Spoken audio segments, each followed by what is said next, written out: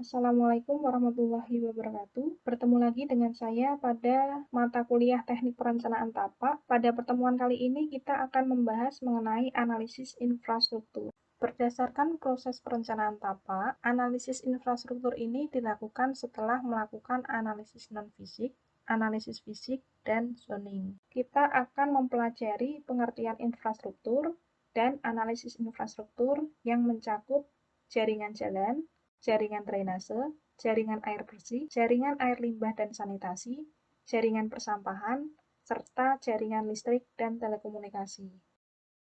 Berdasarkan pengertiannya, infrastruktur menurut Crick 1988 adalah sistem fisik yang menyediakan transportasi, pengairan, drainase, bangunan gedung, dan fasilitas publik lainnya yang digunakan untuk memenuhi kebutuhan dasar manusia. Sedangkan infrastruktur menurut American Public Works Association oleh Stone 1974 dalam Kode Etik 2005 adalah fasilitas-fasilitas fisik yang digunakan untuk fungsi-fungsi pemerintahan dalam penyediaan air, tenaga listrik, pembuangan limbah, transportasi, dan pelayanan lainnya. Jalan. Oleh Kevin Lynn 1975 dalam bukunya The Image of the City, path atau jalan merupakan suatu jalur yang digunakan oleh pengamat untuk bergerak atau berpindah tempat, di mana jalan atau jalur ini menunjukkan rute-rute sirkulasi dalam melakukan pergerakan. Sedangkan menurut Urban Hamilton Official Plan 2011, menyebutkan bahwa koridor adalah area jalan yang menghubungkan berbagai macam kawasan komersil dan biasanya terletak di jalan arteri. Kemudian menurut Hamid Sirvani dalam bukunya The Urban Design Process 1985 menerangkan bahwa koridor kota adalah suatu ruang yang terbentuk oleh dua deretan massa, baik berupa bangunan ataupun pohon. Persimpangan jalan atau street intersection terdiri dari beberapa jenis. Yang pertama adalah T-junction, seperti pada gambar berikut ini. Untuk penggambaran T-junction itu memiliki standar aturan. Ketika pembuatan gang pertama dan gang kedua pada T-junction sebaiknya menurut standar adalah digambarkan dengan jarak 150 feet. Kemudian untuk persimpangan jalan yang kedua yaitu perempatan atau carrefour. Kemudian yang ketiga adalah Y-junction dan yang keempat adalah persimpangan jalan dengan sudut minimum 60 derajat. Pada persimpangan jalan ini, ketika kalian perlu membuat desain persimpangan jalan, memang disesuaikan dengan kondisi yang ingin kalian rencanakan. Karena di dalam pembuatan jalan sebenarnya dapat menunjukkan karakter dari perancangan atau perencanaan tapak kalian. Selanjutnya adalah path design. Path design atau desain jalan berfungsi untuk memberikan solusi terhadap pengurangan kecepatan bagi pengendara. Beberapa alternatif desain jalan yang pertama adalah dengan pemberian ekstensi trotoar atau disebut juga curb extension. Desain ekstensi trotoar ini dapat dimanfaatkan bagi pengguna jalan, baik difabel yang memanfaatkan trotoar ataupun dapat digunakan sebagai jalur hijau untuk vegetasi. Selain itu, bagi ruang yang tidak digunakan extensionnya atau tidak ada trotoarnya dapat dimanfaatkan oleh pengguna lainnya dalam memarkirkan kendaraan. Di dalam extension trotoar ini biasanya dapat diletakkan pada sudut area coupling ataupun bisa diletakkan pada salah satu ruas atau koridor jalan. Alternatif yang kedua untuk membuat desain agar mengurangi kecepatan bagi pengendara adalah dengan membuat median jalan atau pulau jalan. Kemudian yang ketiga, alternatif yang ketiga adalah dengan membuat jalur jalan yang bukan lurus, sehingga pengendara dapat mengikuti arah atau lengkung dari jalan dan menyebabkan pengendara dapat mengurangi kecepatan dalam berkendara. Di dalam mendesain jalan, kita perlu memperhatikan catchment population for public transport. Beberapa jenis kendaraan yang kita perlu pertimbangkan di dalam desain yaitu minibus, bus pemandu atau guided bus, kemudian light rail dan rail atau kereta penumpang, di mana masing-masing kendaraan ini memiliki stop interval atau pemberhentian atau shelternya, serta koridor width atau area serve atau area pelayanan. Ketika kita mendesain bus, biasanya memiliki jarak 200 meter. Jarak ini memang sangat relevan ketika pejalan kaki harus mencari sebuah pemberhentian untuk menunggu bus. Sedangkan bus juga memiliki area pelayanan sejauh 800 meter. Sumber ini diperoleh dari Bishop 1989.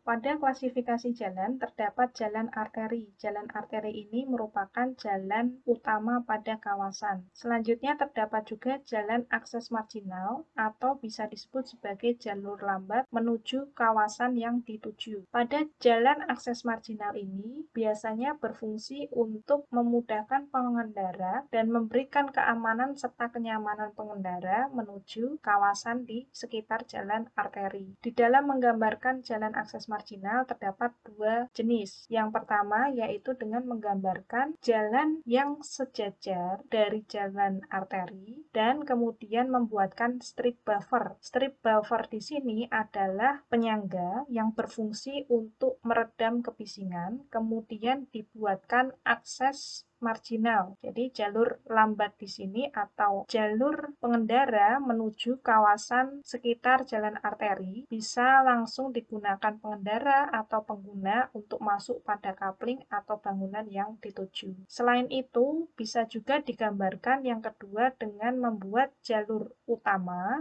kemudian langsung membuat buffer strip atau penyangganya. Sehingga di sini pengendara langsung dari jalan utama yang sejajar dari jalan arteri dapat langsung menuju kapling atau bangunan yang dituju. Kemudian di bawah satu tingkat dari jalan arteri terdapat jalan kolektor. Jalan kolektor ini memiliki lebar dan kecepatan di bawah dari jalan arteri. Kemudian terdapat juga jalan kecil atau jalan lokal. Jalan lokal ini biasanya berlokasi pada area permukiman. Selain itu juga terdapat kuldesak. Kuldesak seperti ini itu juga berada pada kawasan permukiman.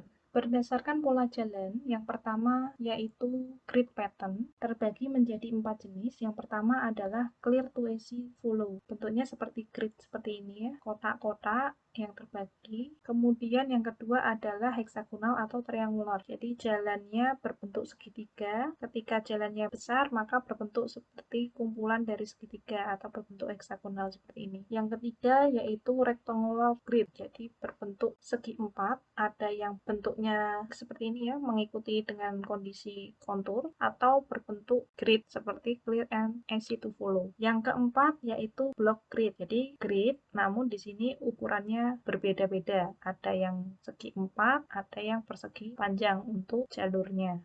Berdasarkan karakteristiknya, untuk grid pattern ini memiliki ciri-ciri seperti ruang jalan yang tegak lurus dengan lainnya. Kemudian dapat dilokasikan pada lahan yang datar dan memiliki variasi ukuran massa bangunan, serta memiliki kemudahan pencapaian bagi pejalan kaki. Dan pada tipe grid ini memiliki beberapa jenis untuk menggambarkan desainnya. Apakah yang berupa sebuah pola kisi tipikal, jadi bentuknya grid, atau berbentuk kotak-kotak dengan massa bangunan disesuaikan dengan kebutuhan. Apakah mau single setiap kapling atau mau couple bangunannya. Atau dalam bentuk kisi dua dimodifikasi. Jadi bentuknya seperti ini. Dari bentukan grid kemudian dimodifikasi. Atau yang seperti ini. Kisi dua dimodifikasi bisa di tengah ataupun dia saling membelakangi seperti ini.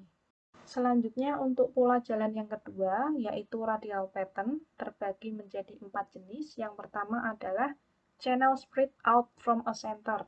Jadi menggambarkan pusat kegiatannya dulu, baru menggambarkan ruas di sekitar pusat tersebut. Yang kedua adalah berbentuk ring radial. Jadi dengan menggambarkan pusat kegiatan, kemudian membuat radialnya, kemudian membuatkan ringnya. Yang ketiga berbentuk radioconcentric net, jadi berbentuk seperti jaring laba-laba, ada pusatnya, kemudian ada radialnya yang menjauh dari pusat, kemudian terdapat setengah lingkaran di sini. Biasanya untuk radio concentric net ini digambarkan atau dibuatkan karena kondisi fisik pada kawasan perencanaan. Apakah di situ ada laut atau tebing atau kondisi fisik lainnya. Yang keempat adalah dead end street. Jadi bentuknya seperti akar di sini. Dead end street, jalannya berbentuk seperti akar. Dan karakteristik untuk radial pattern itu biasanya terdapat pusat kegiatan dan tidak fleksibel dibandingkan dengan sistem grid pattern.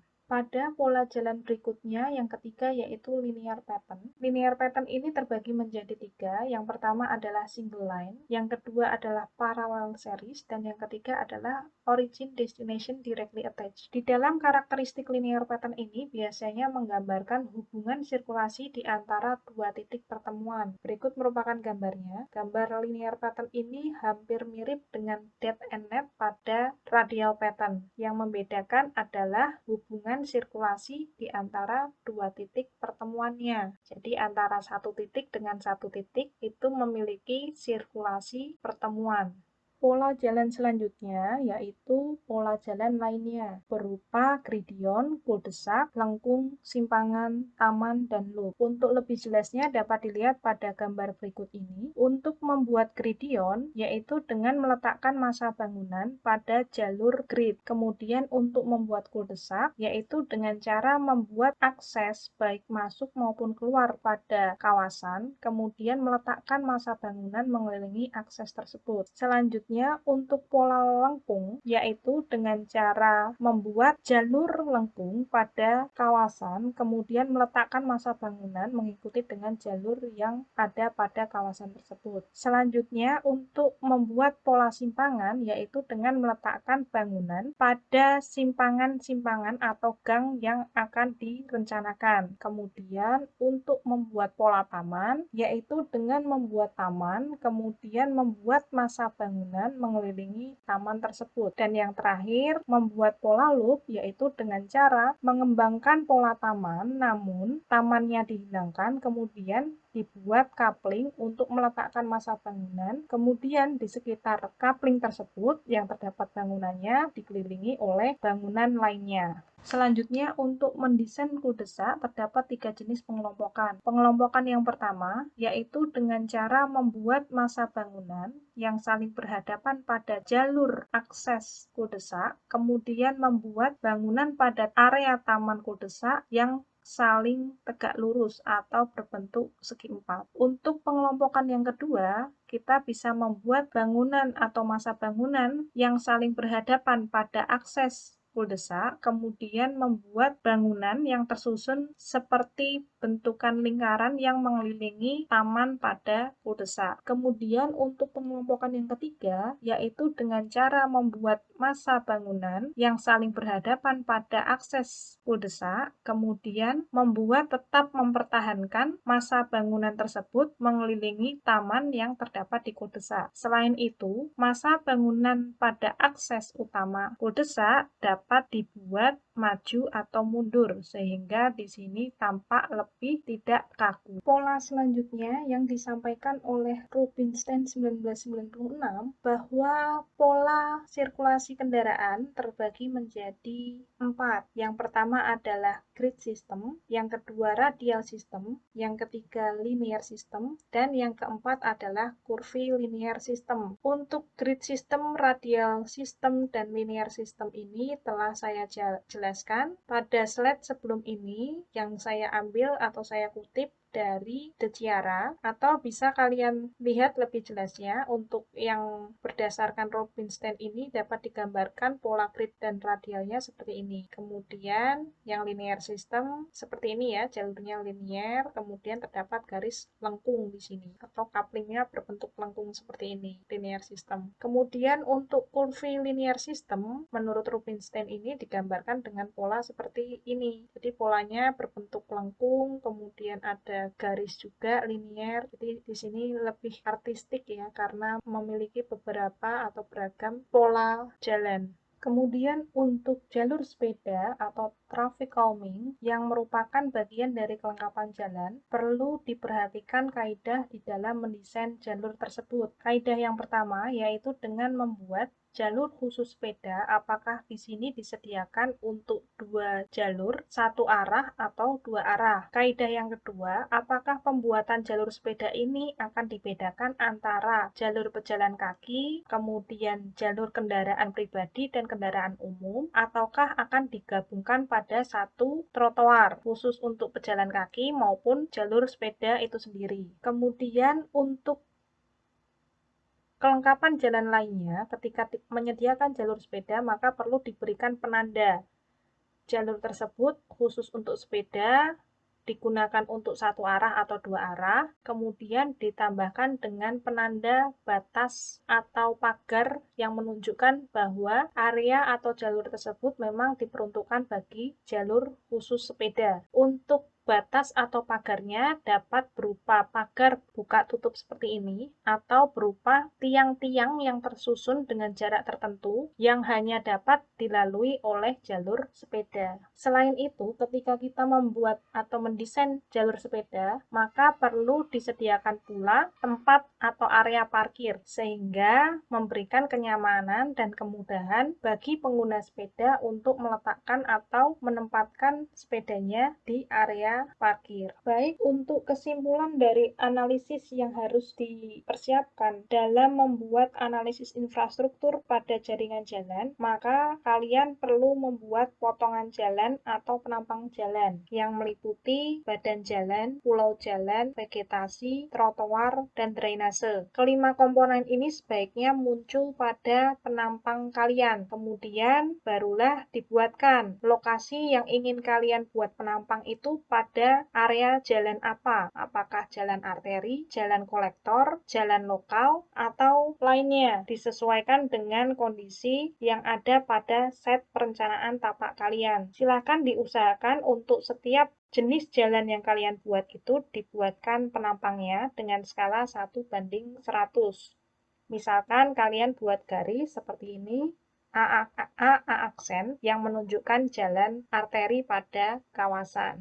Nah, selanjutnya kalian perlu membuat potongan jalan atau penampang jalan dari gambar yang telah kalian buat AA aksen. Di situ kalian bisa menggambarkan misalkan ada masa bangunan, kemudian di sini ada pedestrian ways atau trotoar, baru terdapat badan jalan, apakah 2 lajur, 1 arah atau 2 arah, disesuaikan dengan kondisi. Kemudian ada jalur pejalan kaki atau trotoar atau pedestrian ways, kemudian vegetasi, kemudian baru masa bangunan atau rumah, yang masing-masing perlu diketahui dalam satuan meter pada skala 1:100. Atau kalian juga bisa membuat BB aksen yang isinya misalkan di sini ada masa bangunan, kemudian ada jalur pejalan kaki atau pedestrian ways, baru ada jalur parkirnya, apakah on street atau off street, ya kan? Baru membuat badan jalannya, kemudian terdapat parkir lagi. Kemudian ada jalur pejalan kaki atau pedestrian ways atau trotoarnya. Baru ada vegetasi dan yang terakhir adalah masa bangunan atau bangunannya. Dengan skala 1:100. Dapat pula sebagai contoh kalian bisa membuat potongan jalan kolektor seperti ini. Misalkan di sini ada masa bangunan, kemudian di sini ada trotoar, baru ada vegetasi dan drainase. Setelahnya ada badan jalan. Kemudian di seberang badan jalan terdapat drainase, vegetasi, dan trotoar. Baru kemudian yang terakhir adalah masa bangunan. Yang perlu saya tekankan di sini adalah teknis untuk membuat penampang atau potongan jalan ini. Yang pertama, kalian perlu mengetahui yang ingin digambarkan dari badan jalan itu apa dulu. Apakah yang ingin digambarkan berupa trotoarnya, vegetasinya, atau drainasenya. Yang kedua, kalian perlu mengetahui standar aturan penggambaran kelengkapan jalan. Saya sarankan diusahakan berdasarkan teorinya. Teori untuk membuat standar kelengkapan jalan, baik itu drainase, vegetasi, maupun pedestrian waste-nya. Nah, ketika berdasarkan konsep kalian ingin kembangkan, misalkan dari badan jalan, kemudian kalian ingin membuatkan trotoar, maka ukuran trotoar itu perlu kalian sesuaikan dengan standar aturan tapak. Ketika membuat desain pedestrian waste, misalkan yang merupakan bagian dari trotoar, ya, pedestrian waste itu jalur pejalan kaki, itu usahakan sesuai standarnya adalah 1,5 meter atau 150 cm. 150 cm itu apabila digunakan untuk satu orang, maka orang tersebut yang berjalan pada trotoar atau jalur pedestrian waste itu bisa membawa barang pada kanan dan kiri. Maka ketika di situ orang yang berjalan pada jalur pejalan kaki tanpa membawa barang atau membawa beban, maka dapat berpapasan dengan orang yang lain. Kemudian untuk vegetasi di dalam standarnya itu adalah 60 cm. Maka silakan untuk mendesain penampangnya dibuatkan 0,6 meter. Kemudian untuk membuat drainase, apakah itu terbuka atau tertutup, itu silakan disesuaikan juga dengan ukuran standar desain trotoar, yaitu 0,5 meter atau 50 cm. Seperti itu ya. Selanjutnya ini sebagai contoh penampang dari desain, kalian bisa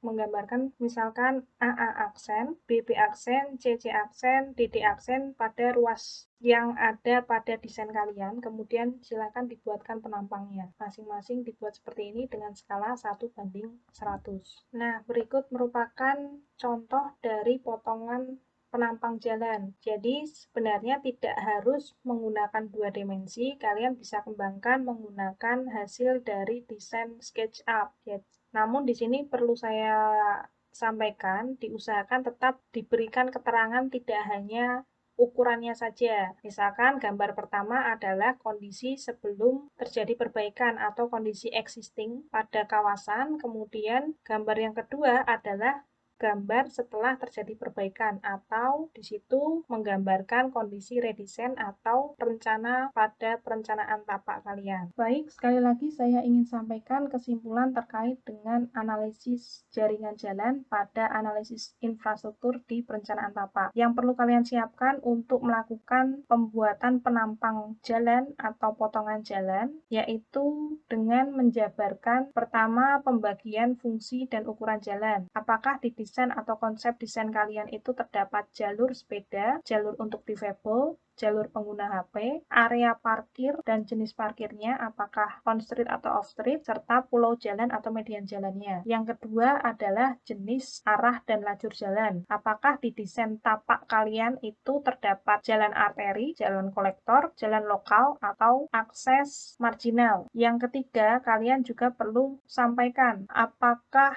untuk lebar jumlah jarak pada kelengkapan atau street furniture di trotoarnya. Yang kalian desain itu apakah juga terdapat jalur difabel dengan guiding block-nya, terdapat kursi, lampu penerangan, dan kelengkapan lainnya seperti parkir sepeda, water fountain, ataupun depot air minum, serta tong sampah. Yang keempat, kalian perlu sampaikan juga jarak tanam antar vegetasinya berdasarkan standar perencanaan tapak untuk jarak tanamnya berapa. Kemudian yang kelima, terkait dengan ukuran dan jenis drainasenya, apakah terbuka atau tertutup. Itu silakan kalian sampaikan di analisis jaringan jalan. Untuk melakukan analisis infrastruktur yang kedua, yaitu analisis jaringan drainase. Drainase atau drainage adalah prasarana yang berfungsi mengalirkan air permukaan ke badan air atau ke bangunan resapan buatan. Sistem drainase perkotaan merupakan sistem drainase dalam wilayah administrasi kota dan daerah perkotaan atau urban. Dan biasanya sistem tersebut terdapat jaringan pembuangan air yang berfungsi mengendalikan atau mengeringkan kelebihan air di permukaan daerah permukiman ataupun yang berasal dari hujan lokal.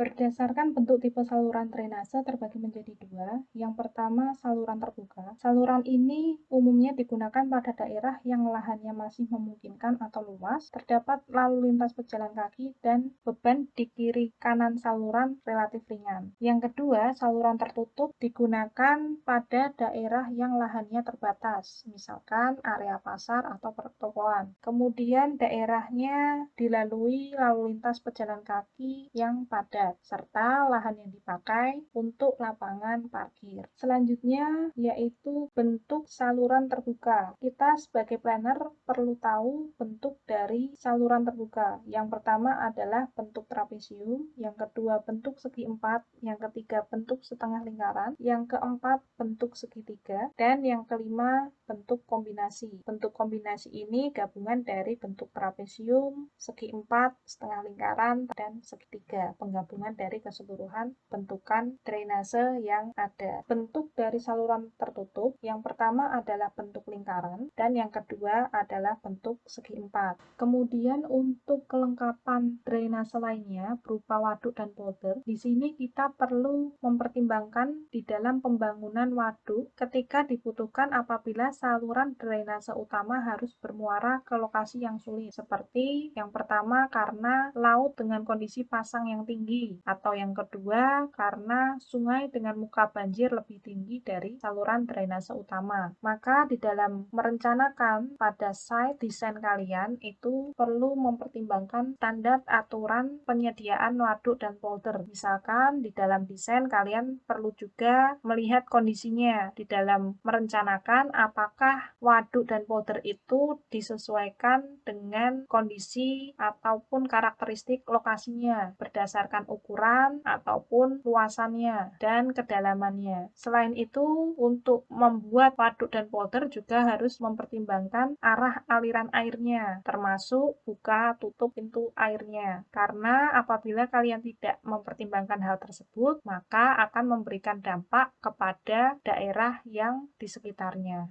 Untuk kelengkapan drainase lainnya berupa resapan air. Yang pertama adalah sumur resapan. Sumur resapan ini memberikan fungsi yang pertama menampung air hujan agar tidak mengenang, yang kedua dapat mengurangi kapasitas banjir dan memperkecil runoff, yang ketiga dapat mengurangi dimensi saluran drainase, dan yang keempat dapat memberikan cadangan dan keseimbangan air tanah. Sumur resapan ini bisa diletakkan di sekitar rumah. Kemudian apabila membuat sumur resapan itu kesulitan, yang paling mudah yaitu dengan membuat lubang biopori di sekitar rumah. Yang kedua yaitu membuat kolam retensi. Kolam retensi ini biasanya diletakkan pada kawasan permukiman atau perumahan, dan biasanya pembuatan kolam retensi ini bersifat sistem terpusat atau berada pada offset system, di mana nanti alirannya akan dialirkan berdasarkan posisi drainase yang disediakan sehingga dapat mengalir ke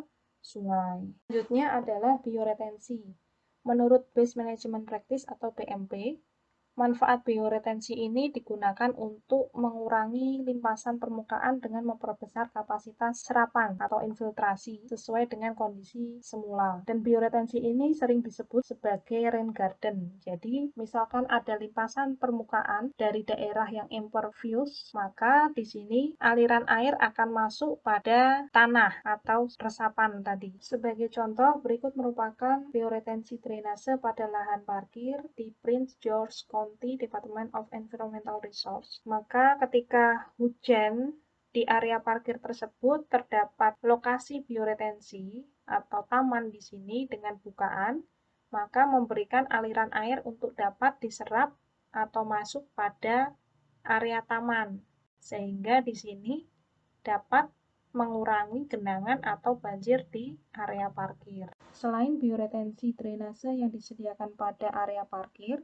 bioretensi drainase juga disediakan di pulau jalan. Oleh karena itu, bioretensi ini perlu dilakukan pemeliharaan, karena biasanya pada akses masuk aliran air terdapat pasir ataupun sampah yang menghalangi laju aliran air menuju lokasi bioretensi drainase Pulau Jalan. Berikut merupakan the first rain garden in Virginia. Di sini terlihat bahwa perubahan selama 5 tahun dari bioretensi drainase sebelum dan sesudahnya. Sebelumnya tumbuhannya tampak kecil, kemudian setelah 5 tahun di sini terlihat karena akses laju aliran air tersebut lancar, maka di sini dapat ditunjukkan dengan gambar bahwa tumbuhannya semakin lebat. Untuk kelengkapan drainase lainnya berupa saluran rumput. Di sini terdapat beberapa jenis. Yang pertama bisa disediakan misalkan ada saluran drainase, kemudian di kanan kirinya tetap menggunakan tembok, sedangkan di saluran drainasenya tersebut disediakan batu untuk aliran airnya. Kemudian di kanan kiri dapat disediakan pohon atau tumbuhan hias. Selain itu bisa juga misalkan saluran rumputnya dalam bentuk tanah, sehingga ketika hujan maka di kanan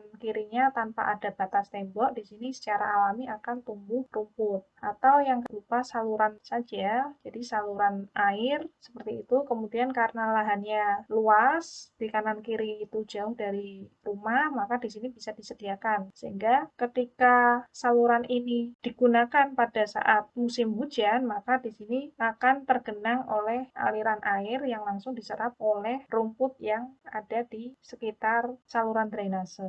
Namun memang untuk saluran rumput ini disesuaikan dengan kondisi konsep perencanaan tapak kalian. Selanjutnya, berikut merupakan sistem drainase yang terbagi menjadi 3. Yang pertama adalah sistem saluran primer, di mana saluran ini menerima masukan aliran air dari saluran sekunder. Yang kedua adalah sistem saluran sekunder, di mana saluran terbuka atau tertutup pada saluran sekunder ini berfungsi untuk menerima aliran air dari saluran tersier dan meneruskannya ke saluran primer. Sedangkan yang ketiga yaitu sistem saluran tersier. Saluran tersier ini merupakan saluran drainase yang menerima aliran air langsung dari saluran pembuangan rumah-rumah. Bisa dilihat pada gambar, jadi yang paling dekat dengan lokasi rumah adalah saluran tersier. Kemudian dilanjutkan ke saluran sekunder. Saluran sekunder ini menampung aliran air dari tersier, kemudian meneruskannya ke saluran primer. Berikut merupakan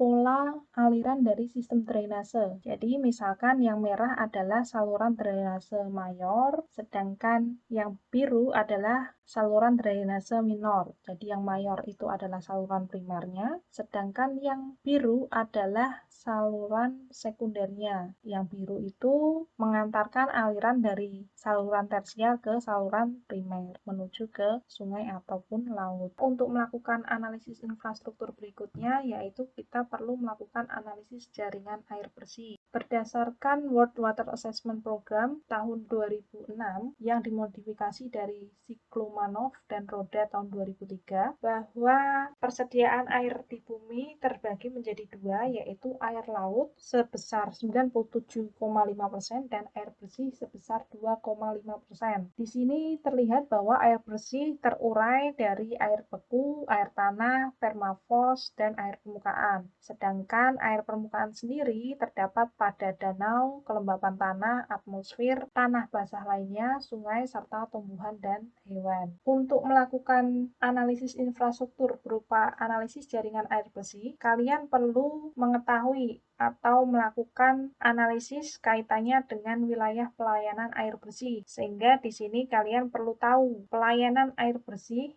yang ada di lokasi perencanaan kalian itu bagaimana? Terkait dengan yang pertama, sumber air bersihnya. Apakah di existing dari perencanaan tapak kalian itu terdapat sumur, mata air, PDAM, waduk, penampungan air, embung, dan lain sebagainya? Ataukah sumber air bersihnya hanya berasal dari satu sumber saja, berupa mata air misalkan? Nah, itu perlu kalian jabarkan. Kemudian Yang kedua, kalian juga perlu mengetahui sistem pelayanan air bersihnya terkait dengan distribusinya, kemudian fasilitas pengolahan airnya atau water treatment-nya. Kira-kira di lokasi perencanaan kalian sudah ada atau belum? Misalkan belum, apakah sudah disediakan pada lokasi di sekitarnya atau lokasi lainnya yang lebih besar? Kemudian yang ketiga, kalian juga perlu melakukan perhitungan kebutuhan air bersih. Kira-kira di dalam site perencanaan tapak kalian itu butuh berapa liter per hari. Itu perlu dilakukan perhitungan berdasarkan standar ataupun teori dalam melakukan perhitungan analisis jaringan air bersih. Untuk melakukan analisis infrastruktur berikutnya, yang keempat adalah analisis jaringan limbah dan sanitasi. Analisis jaringan limbah dan sanitasi di sini, kalian perlu menjabarkan sumber limbahnya itu berasal dari mana? Apakah limbah rumah tangga ataukah limbah industri? Ketika di situ terdapat limbah industri, jenis industrinya itu apa? Apakah makanan, tekstil, atau lainnya? Yang kedua, kalian juga perlu menjabarkan di dalam analisis sistem pengelolaan air limbahnya. Bagaimana untuk mengumpulkan air limbahnya? Bagaimana terkait dengan pengolahan air limbahnya? Kemudian bagaimana untuk proses pembuangan dan daur ulangnya? Kemudian yang ketiga, kalian juga perlu menjelaskan kaitannya dengan sistem pengelolaan limbah padat. Karena limbah padat ini kaitannya dengan sistem pembuangan akhirnya. Contoh, di sini ada diagram pengelolaan limbah cair. Untuk limbah cair ini diperoleh dari rumah sakit. Untuk prosesnya ada domestik, klinis, lain-lain, dan laboratorium. Kemudian di sini ada pengolahan fisika kimia. Kemudian untuk hasil dari limbah cair ini, yang domestik, klinis, lain-lain itu dimasukkan ke dalam bak penampung, kemudian diproses biologi, baru diinfeksi dan dibuang ke saluran umum atau drainase umum. Kalau yang dari laboratorium juga perlu dilakukan pengolahan ini tadi, baru dimasukkan ke bak penampung. Seperti itu. Ini untuk prosesnya di limbah cair. Sedangkan limbah padat ini biasanya perlu dilakukan proses untuk pembakaran. Jadi yang bentuknya kertas atau mungkin di situ ada plastik itu perlu dilakukan proses pembakaran dengan suhu tertentu dan pada ruangan tertentu. Karena ini juga sangat mempengaruhi kondisi lingkungan. Pada saat pembakaran ini, prosesnya akan seperti apa? Apakah hasil dari pembakaran ini nanti juga akan dikeluarkan melalui udara, atau memang dia sistemnya tertutup dibakar di ruangan itu dengan cara tertentu, kemudian yang dikeluarkan adalah udara yang memang sudah tidak terpolusi dari hasil pembakaran ini. Selanjutnya, untuk melakukan analisis infrastruktur, yang kelima yaitu analisis jaringan persampahan. Analisis jaringan persampahan ini, kalian perlu mempertimbangkan beberapa hal juga. Di sini kalian perlu melakukan analisis kaitannya dengan jenis sampah yang dihasilkan, apakah sampah yang dihasilkan berupa organik, anorganik, padat, cair, kaleng, kertas, dan lain sebagainya. Kemudian yang kedua, kalian juga perlu mengetahui jumlah timbunan sampah atau sampah yang dihasilkan dari setiap harinya per rumah tangga. Jadi ini memang perlu dilakukan perhitungan. Jumlah sampah luaran yang dihasilkan setiap hari per rumah tangganya. Kemudian yang ketiga, perlu dilakukan atau perlu disampaikan kaitannya dengan sistem pembuangan sampahnya. Apakah dilakukan pengumpulan dulu baru dibakar atau langsung dibakar saja. Yang keempat, perlu dilakukan analisis kaitannya dengan sistem pengolahan sampahnya. Dan yang kelima, perlu melakukan analisis kaitannya dengan prasarana persampahan. Apakah sudah ada bak sampah, tempat pembuangan sampah, tempat pembuangan akhir, kira-kira jumlah dan lokasinya itu berapa? Kalaupun tidak ada, berarti memang perlu dilakukan perhitungan berdasarkan teori atau standar penyediaan prasarana persampahan ini. Dan yang terakhir, yang keenam, yaitu moda dan rute pengangkutan sampah. Di sini juga perlu disampaikan atau kalian lakukan analisis untuk yang existing bagaimana bagaimana dan berdasarkan analisis teori maupun standar itu rute pengangkutan sampah yang kalian rencanakan itu bagaimana? Adakah rute khusus untuk pengangkutan sampah? Apakah rutenya kalian alokasikan pada site di jalan utama ataukah memang ada rute khusus untuk jalur pengangkutan sampah menuju tempat pembuangan akhirnya? Kemudian, untuk melakukan analisis infrastruktur yang keenam, yaitu analisis jaringan listrik dan telekomunikasi. Di dalam melakukan analisis jaringan listrik dan telekomunikasi, di sini kalian juga perlu melakukan analisis mengenai yang pertama sumber listriknya. Sumber listrik pada site perencanaan tapak kalian itu berasal dari mana? Apakah PLN, pembangkit listrik tenaga uap, PLTU, atau pembangkit listrik tenaga gas atau PLTG. Kemudian yang kedua terkait dengan sistem produksi tenaga listriknya. Dari site kalian untuk sumber utamanya apakah dari PLN atau terdapat sumber cadangan lainnya berupa genset atau ada alternatif lainnya, misalkan dari panel surya atau dari biogas misalkan. Kemudian yang ketiga kaitannya dengan distribusinya. Dari perencanaan tapak kalian, yang ingin kalian rencanakan itu kaitannya dengan ukuran daya listrik per jiwa atau per kakaknya berapa. Kemudian apakah akan sama antara kawasan yang kalian desain dengan kawasan lainnya. Kemudian yang keempat kaitannya dengan kebutuhan listrik. Kebutuhan listrik ini dihitung dari ukuran daya dan jumlah jiwa atau jumlah kakaknya. Kemudian yang kelima adalah penempatan atau lokasi operasional listrik. Dari perencanaan tapak kalian, dari teori atau aturan yang ada, kaitannya dengan peletakan gardu, kabel, tiang listriknya, kemudian kelengkapan lainnya. Karena kaitannya ketika kalian ingin mendesain kawasan dan ternyata memang tidak dibutuhkan kabel atau tiang listrik karena sekarang menggunakan optik, nah itu berarti peletakannya bagaimana? Dengan jarak berapa? Itu memang perlu disampaikan pada analisis jaringan listrik dan telekomunikasi. Kemudian kaitannya dengan sistem komunikasi di sini memang perlu dilakukan analisis. Apakah pada lokasi perencanaan tapak kalian itu menggunakan komunikasi internal atau eksternal ya. Ketika menggunakan internal itu apakah menggunakan intercom dan sound system atau menggunakan komunikasi eksternal misalkan berupa fasilitas telepon dengan PABX ataukah di situ juga ada dan atau mungkin direncanakan telepon umum, telex, faksimiles atau lainnya. Selain itu memang perlu juga diidentifikasi penggunaannya untuk provider yang disediakan untuk kawasan perencanaan kalian itu yang cocok atau yang ada di sana menggunakan provider apa seperti itu. Dan apakah semuanya menggunakan alat telekomunikasi atau tidak, itu bisa dijelaskan di analisis jaringan listrik dan telekomunikasi.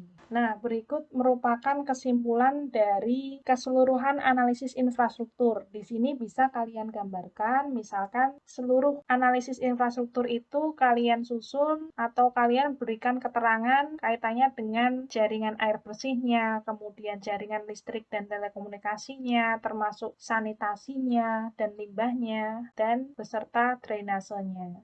Berikut merupakan peraturan dan tata cara perencanaan. Jadi di sini ada beberapa aturan atau standar tata cara kaitannya dengan analisis infrastruktur, mulai dari jalan, kemudian air limbah, drainase, sampah, sumur resapan, drainase, sanitasi dapat dilihat pada aturan standar nasional Indonesia. Saya akhiri pertemuan kali ini. Semoga kalian dapat memahami materi yang saya sampaikan. Terima kasih dan wassalamualaikum warahmatullahi wabarakatuh.